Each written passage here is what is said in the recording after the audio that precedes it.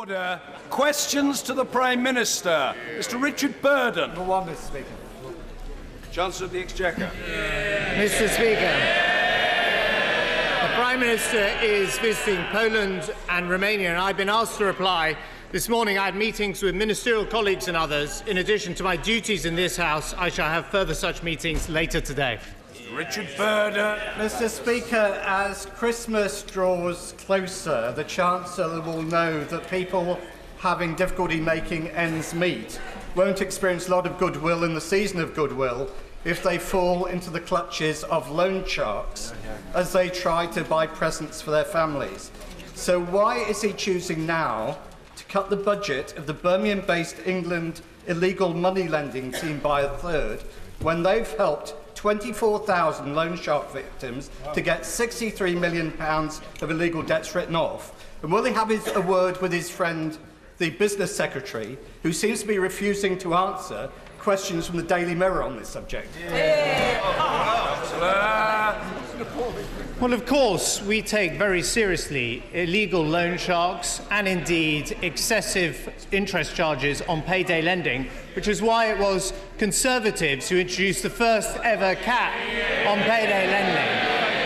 And on the specific question he raises about the funding for illegal money laundering and loan shark teams, we are looking actually now at a levy on the industry to meet the funding requirements that he identifies. Mr. David Burrows.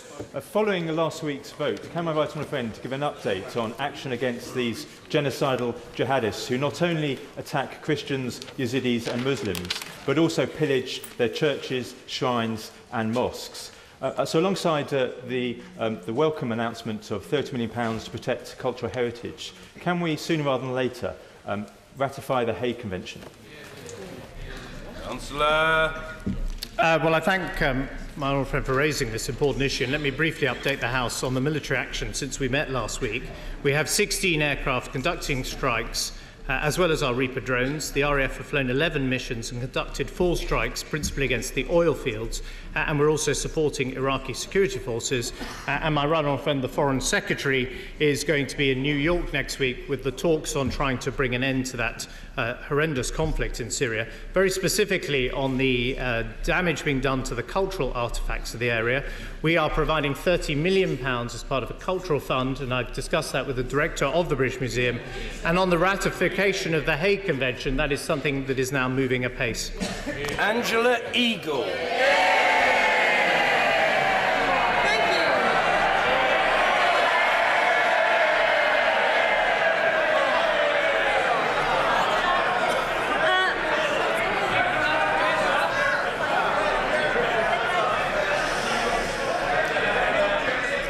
Mr. Speaker, it's nice to get such a warm welcome. Now, Mr. Speaker, our hearts go out to all those suffering the consequences of severe flooding in the northwest this week, with thousands of families and businesses affected. The priority has got to be for the government to get immediate help to all of them. Yet 1 year on from the 2013-14 floods, it emerged that only 15% of those affected had received payments from the government's Repair and Renew scheme. So does the Chancellor agree with me that this cannot possibly be allowed to happen again? These people need urgent help now. So will the Chancellor today give the House a guarantee that people will receive the help that they need, and quickly? Well, first of all, let me welcome the Honourable Lady to her place and the warm support she has on the other side. Let me first join her in expressing the sympathy of the whole House to those who have been affected by these terrible floods, the record rainfall that has hit Cumbria and Lancashire. The update is that we have just one severe flood warning still in place, and power has been restored to 168,000 homes, and the West Coast Main Line is open, but we've got to be there for the long term for these families. So first of all, we continue to support the immediate rescue efforts, and of course the military have deployed. On recovery, the question she asks about, I can today announce a £50 million fund for families and businesses affected in the area. This will be administered by the local authorities to avoid some of the administrative problems that she alludes to in her question. And when it comes to rebuilding the infrastructure of Cumbria and Lancashire and other areas affected, we are assessing now the damage to the flood defences and the damage to the roads, and funds will be made available. One of the benefits of having a strong and resilient economy is we can help people in need. Well, Mr. Speaker, I thank the Chancellor for that answer, but you wouldn't think from listening to him, would you, that he's cut flood defence spending by £115 million this year. Now, Mr. Speaker, after visiting the floods in the Somerset Levels in 2014, the Prime Minister told this House in a statement that money is no object in this relief effort, and whatever money is needed will be spent. Now, I welcome the announcement that the Chancellor has just made, but will he confirm that the same will apply this time? Yes, absolutely. The money will be made available to those affected and to the communities who've seen their infrastructure damaged. Up to £5,000 will be made available to individual families to repair their homes and protect them against future flooding. And we're going to provide money to businesses who have seen their businesses ruined. And there have been heartbreaking stories we've all seen on television about businesses that have been affected as well. So that money is available. As I say, because we have a strong and resilient economy, we're actually increasing the money we spend on our flood defences. And it's just not the case to say that that has been reduced. Under the last Labour government, they spent £1.5 billion of Parliament on flood defences. We're going to be spending £2 billion on flood defences and increasing the maintenance spending. It's something we can do, and we can help these communities precisely because we took the difficult decisions to fix our economy and public finances. I thank the Chancellor for that, and we will hold him to account on the promises that he's made today. But I note that the government's own figures show that their planned capital investment in flood defence will only protect 1 in 8 of those households that are at risk.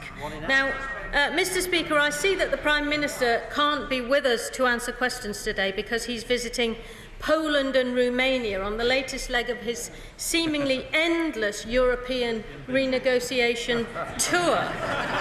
Mr. Speaker, he's been jetting all over the place. No wonder we had to buy him his own aeroplane. So, can the Chancellor tell us, please, how's it all going? Well, the good news is... Well, the good news is we have a party leader who's respected abroad.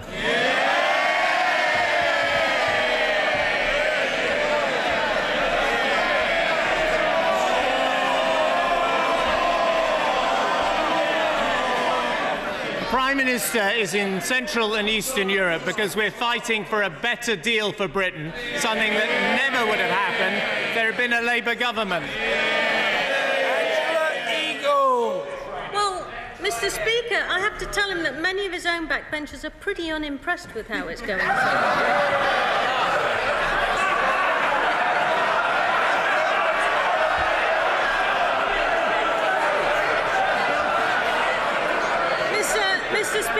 Mr. Speaker, the honourable member for North East Somerset has described the Prime Minister's renegotiation efforts as pretty thin gruel.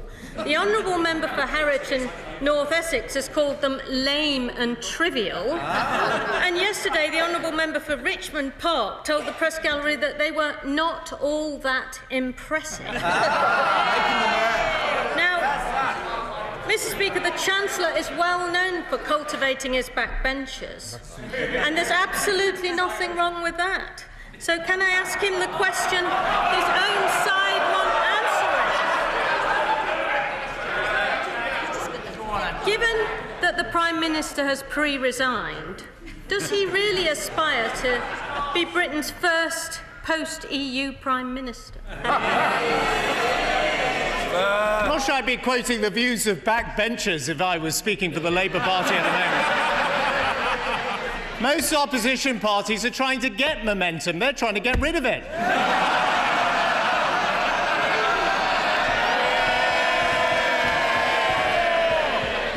We are fighting for a good deal for Britain in Europe. We're fighting to make the European economy more competitive to everyone, and we're fighting to make sure that Britain gets a fair deal as a country that is not in the euro from the Eurozone. That's what we're fighting for. But in the end, this will be something we put to the people of Britain in a referendum. And the only reason that referendum is happening at all is because the Conservative Party won the general election. Mr. Speaker, the Chancellor, instead of obsessing about issues in the Labour Party, should be condemning the appalling activities in Conservative Future and the Tory bullying scandal. Now, I notice he didn't answer the question about his own prime ministerial activities. He might be worried about somebody a few places down him on the bench. I'm not sure. But she's looking cross. She's looking very cross.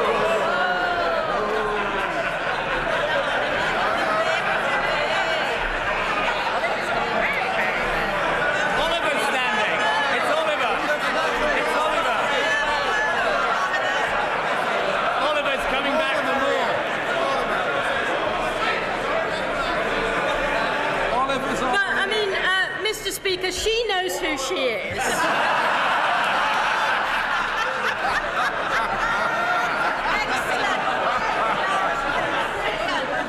Mr. Speaker, if he won't listen to the doubts of his own backbenchers, perhaps he'll listen to someone who's written in. I've got here a letter. Mr. Speaker.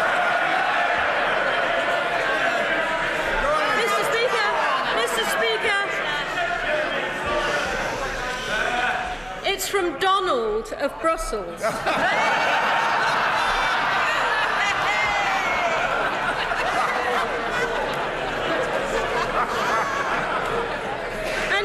And he writes, uncertainty about the future of the UK in the European Union is a destabilising factor. He's right, isn't he? Well, since the Conservative Party announced its policy on the referendum, we have received the lion's share of investment into Europe here in this country. It's because we've built a strong economy. That's because we stand up for Britain's interests abroad, and we've made this a competitive place to grow and build a business. But look, while we're quoting missives, there's someone called Tony who's been writing today. Happens to be the most successful Labour leader in history, and he is describing the Labour Party as a complete tragedy at the moment. Can I suggest that she asks some serious questions about the health service, the economy, about social care? She can ask any of these questions. She's got one more question. Let's hear it. Mr. Speaker, I prefer this quote from Tony. Just mouth the words 5 more Tory years and you feel your senses and reason repulsed by what they've done to our country.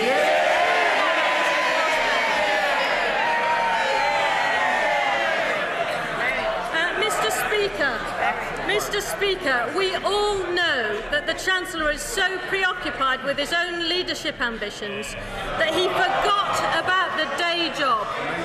And that's why he ended up trying to slash working families' tax credits in the budget. Isn't it about time that he focused on the national interest rather than his own interest?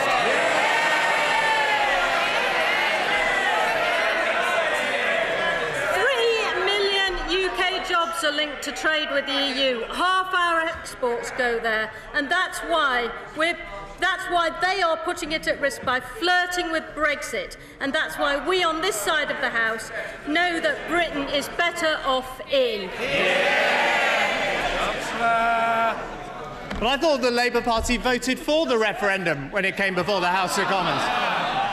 We're fighting for a better deal for Britain in Europe. And the truth is this week we've shown we've got an economic plan that is delivering for Britain.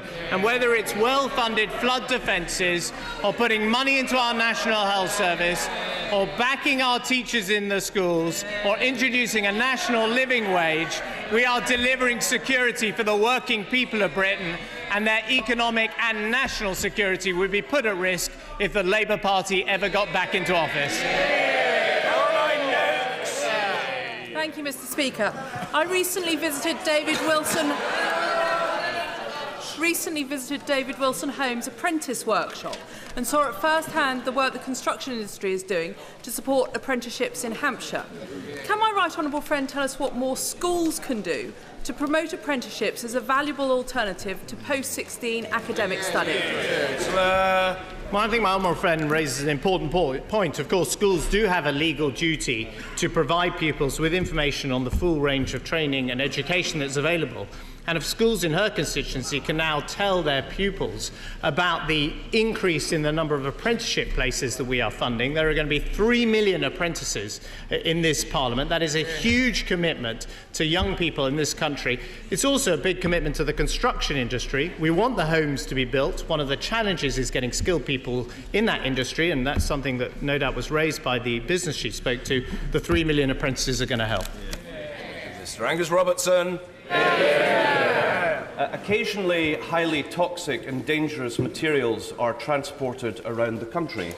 Isn't the public right to expect the high safety standards and full cooperation between the responsible public agencies? Well, absolutely, they're expected to have that cooperation. If he's talking about the transportation of nuclear materials from the Faslane base, the base on the Clyde. Actually, I met there the local teams and how they transport the nuclear materials from there. But if he's got something else he wants to ask me about, go ahead. Mr. Angus Robertson. Mr. Speaker, there are growing reports in the north of Scotland about plans to transport dangerous nuclear material, including potentially nuclear weapons-grade uranium from the Dounreay nuclear facility on public roads to Wick Airport. It's believed that it will then be flown to the United States. What will this nuclear material be used for, and has any of his colleagues or himself spoken with a single minister in the Scottish Government about this? Well, the transportation of nuclear materials has happened across this country over many decades. There are established procedures for doing so. The Royal Marines and the police service in Scotland provide the security as they do that. If he has specific concerns he wants to raise about the plans for the transportation, he can raise them with us. But as I say, the arrangements are in place to make sure we protect the public. Brine. Thank you very much, sir. The Chancellor will know the Prime Minister said in his recent conference speech that we have to get away from the lock 'em up or let 'em out mentality when it comes to prison reform. And that has to be right, because our prison system is costing our constituents a fortune. Would the Chancellor agree that the time for rehabilitation that works is now, and we shouldn't be afraid to look at other jurisdictions to find examples and new ideas to tackle what is this ongoing state failure? Well, I think my honourable friend is right to raise the question of prison reform. Look, people who commit crimes should go to prisons, but the prisons should be suitable to rehabilitate those prisoners. And frankly, some of our Victorian prisons are not suitable. That's why we are going to close them, knock them down, build housing in our cities, which is of course desperately needed, and build modern prisons on the outskirts of our inner cities and our cities. I have to say I'm incredibly proud that a Conservative government is taking on this progressive social reform. Dr. Rupa Huck. Thank you, Mr. Speaker. They're a great British institution. They earn billions for our economy. Yet I'm sure the Chancellor will share my concern that 2 curry houses a week are closing in this country due to government policies, and the specialist proposed colleges have also failed. So, as a fan himself, will he review the situation? He once likened the elements of a strong economy to that of a good curry. And will he head off the coming curry crisis? Chancellor. Well, we all enjoy a great British curry, but what we want is the curry chefs trained here in Britain, so we're providing jobs for people here in this country, and that's what our immigration controls provide. Carl McCartney. Thank you, Speaker. My right honourable friend is well aware from my repeated representations to him and his colleagues of the need for a southern relief road and eastern bypass for Lincoln, which have been delayed by bureaucracy for nearly 100 years. He and his government colleagues are well acquainted with the need to drive growth and local economic well-being, utilising appropriate infrastructure improvements to fuel the Midlands engine. But what would my right honourable friend say to my constituents should he visit the beautiful city of Lincoln, other than any new road is eventually better than no road? Well, first of all, I congratulate my honourable friend on securing £50 million of extra funding for Lincoln and ensuring that a bypass is going to go ahead. I have spoken to him and I know he has concerns that the bypass is not big enough, that it needs to be a dual-lane bypass. Let's continue to have those conversations, and what we need, both of us, is to make sure that the local authorities agree with his assessment as well, and I'm happy to help him in that task. Alison Thewlis. Thank you, Mr. Speaker. Since his budget in July, I have asked time and time again about how he intends to make women prove that they had their third child by rape in order to qualify for tax credits. Will he today admit that this policy, this abhorrent, vile policy, is completely unworkable, and will he drop the rape clause? I think it's perfectly reasonable to have a welfare system that is fair not just to those who need it, but to those who pay for it as well.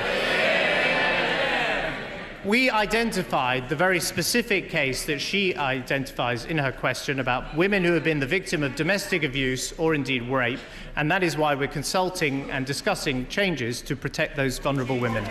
Wendy Morton. Thank you, Mr. Speaker. Over 4,000 apprentices have been created in my constituency since 2010, and recently I met with Income Training and a group of small local businesses to discuss skills and apprenticeships. Would my right honourable friend confirm what the government is doing to help small businesses, help people into training and employment, and therefore continue to secure the economy of the Midlands engine for future generations? Councillor. Well, the great news is that jobs are being created in the Midlands engine and indeed in her constituency, and we're investing in infrastructure there as well. We're also investing in the skills of the next generation with the apprentices that she talks about, and we're backing the small businesses by cutting the corporation tax that small businesses pay and indeed increasing the employment allowance so they can take on more people without paying the jobs tax. Dr. Philippa Whitford. Thank you, Mr. Speaker. Médecins Sans Frontières report that despite giving GPS coordinates, several of their hospitals have been bombed by both coalition and particularly Assad forces in Syria, Yemen and Afghanistan, killing medics as well as patients. Can the Chancellor explain, with so many forces involved in airstrikes, how the government proposes to avoid this in the future? Well, first of all, of course, there was the tragic situation of the bombing of the hospital, which she mentioned, and there is a review going on to make sure that the coalition has got accurate information for its strikes. When it comes to Yemen, we're working with the Saudi government to make sure that they can review this information and that the information is accurate. As for the Syrian government and Assad, I'm afraid we have no control over them. It's one of the reasons why we'd like to see Assad go. Thank you, Mr. Speaker. The regeneration of Dunsbury Hill Farm in my Havant constituency will create up to 3,500 new jobs. Good news for an area where unemployment has already halved since 2010. Will the Chancellor commit to continue investment in the Solent region economy, an area which much prefers my right honourable friend's Big Red Book to any other type? Well, I'm delighted to hear about the regeneration of Dunsbury Hill Farm, and it's part of the good news that is happening to his area, where the claimant count is down by 25% in the last year alone. That's thanks to local businesses. It's also thanks to the work he's done as a new MP in attracting infrastructure and investment into his constituency. And I'm glad he likes the Red Book of the government and doesn't have so much time for the little Red Book brandished by those opposite. Gavin Newlands. Thank you, Mr. Speaker. During the autumn statement, the Chancellor casually removed vital bursary support from student nurses. Since then, I've spoken with a number of nurses and some of the 4,000 nursing students at my local university, and all have said they wouldn't have been able to study nursing without vital bursary support from the Scottish Government. What will he say to those aspiring nurses across the rest of the UK who may be prevented from pursuing their dreams of becoming a nurse? Councillor. Well, currently we have a situation where 2/3 of the people in England who apply for nurse training courses are turned down. And that can't be right, and it means the hospitals increasingly rely on agency staff or overseas nurses. So we're reforming the education of nurses so that those who apply for nursing places are much more likely to get them. John Stevenson. Thank you, Mr. Speaker. Carlisle and Cumbria has experienced a traumatic few days with the devastating floods. It was good that the Prime Minister saw firsthand the tremendous work of the emergency services, the issues surrounding the flood defences and, of course, the direct impact of those floods on local families. As part of the recovery, Cumbria Community Foundation, a highly respected county-wide charitable organisation, has launched a flood appeal. I wrote to the PM asking for the government's support for the appeal, as it would help many affected people right across the county. Would the Chancellor be able to offer such support from the government towards this much-needed fund? Well, first of all, I think everyone here would pay tribute to the people of Carlisle and the extraordinary resilience they have shown and the acts of friendship that neighbours have shown to those affected by these terrible floods. The Prime Minister this morning, before he left for Central Europe, asked me to make sure we'd be able to help on the specific point that my honourable friend raises and which my honourable friend raised with the Prime Minister. And I can say that we will support the work that the Cumbrian Foundation does and will match by up to £1 million the money they're raising for their local flood appeal. Daniel Zeichner. Mr. Speaker, when the Chancellor tripled student tuition fees, he set the repayment threshold at £21,000. He has now frozen that threshold, and the Institute for Fiscal Studies tell us that many students will bear many extra thousands of pounds in repayments. Given he's broken his promise, will he be sending students an apology or just the bill? There seems to be a collective amnesia on the other side that they introduced tuition fees and when they introduced tuition fees, the payment threshold was £15,000. We've increased that to £21,000. That enables us to fund the lifting of the cap so more people who are qualified can go to university. And I would have thought, and I would have hoped that on this day, he would also welcome the big investment we're making into Cambridge, not least the renovation of the famous Cavendish laboratory. The Bexhill-Hastings Link Road will finally open this month. This will deliver a business park, new homes for a new labour market and a countryside park. This road has been talked about for decades, but has been commissioned and built in the last 5. Will the Chancellor join me in welcoming new business to relocate to Bexhill and Hastings and to expand? Well, I'd certainly encourage businesses to locate to my honourable friend's area, and he is right about this link road. For decades, people have called for this link road, and for all those years, it's true there was a Conservative MP for Bexhill, but there was a Labour MP for Hastings for many of those years, and nothing happened. Now we've got Conservative MPs in both Bexhill and Hastings. We're getting the investment that the local area needs. Alison. Thank you, Mr. Speaker. On the 7th of September, the Prime Minister told me that he could not remove refugees from the migration target because of the requirements of the Office for National Statistics. So, Mr. Speaker, I wrote to the ONS and they told me, in fact, it would be possible. So, will the Chancellor demonstrate that Britain will do its bit and remove refugees from the migration target?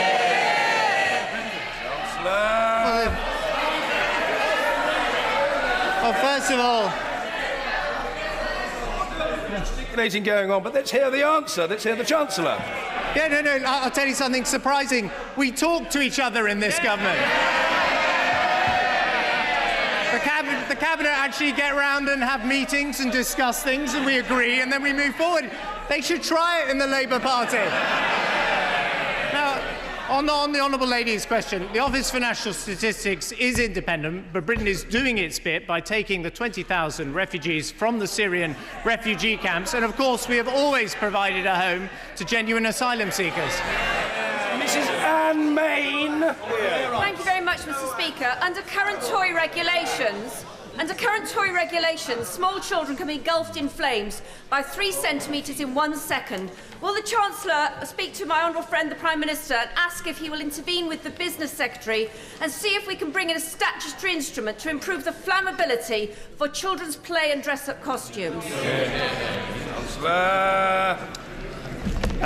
I think my honourable friend is quite right to raise this case, and of course we all saw the tragedy that befell the family of the Strictly Come Dancing presenter and the campaign that her family have undertaken to change the regulations in this space. It's true that we don't have the same flame retardant regulations for fancy dress costumes for children. That seems wrong. I know my honourable friend, the Business Secretary, is looking at it and will make sure it changes. Stephen Timms.